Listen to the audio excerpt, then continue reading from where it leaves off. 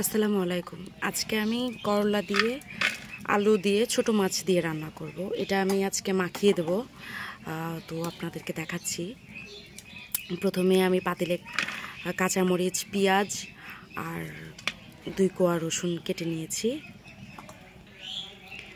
এখন দিয়ে দেবো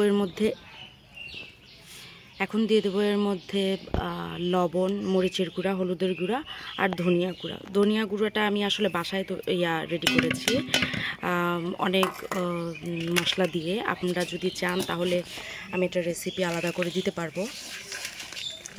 এখন এটা একসাথে মাখাচ্ছি। আমি এখন এর মধ্যে দিয়ে দিচ্ছি সরিষার তেল।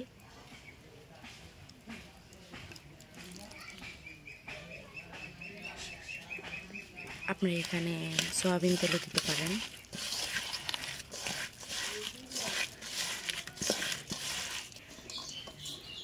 এখন এর মধ্যে দিয়ে দেব করলা আর আলু।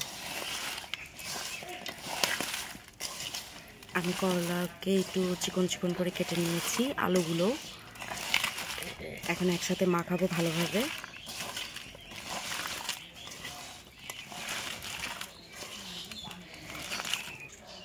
আমার মাখানো শেষ। এখন আমি এর মধ্যে পানি দিয়ে দেব। আমি বেশি পরিমাণে ঝোল রাখবো না, এটা অল্প ঝোল রাখবো, তো সেই পরিমাণ অনুযায়ী আমি পানি দিয়ে দিলাম। এখন এর মধ্যে আমি ছোট মাছ দিয়ে দিচ্ছি।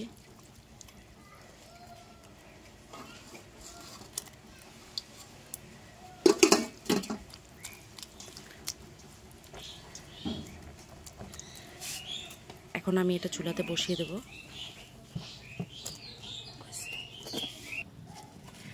আমি এটাকে ঢেকে দিয়ে রান্না করব।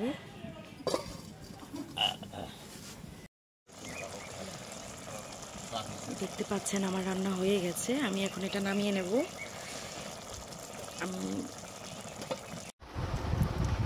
দেখতেই পাচ্ছেন কি সুন্দর হয়েছে আর রান্না আমার। এখন আমি খেয়ে দেখছি। বিসমিল্লাহির রহমানির রহিম।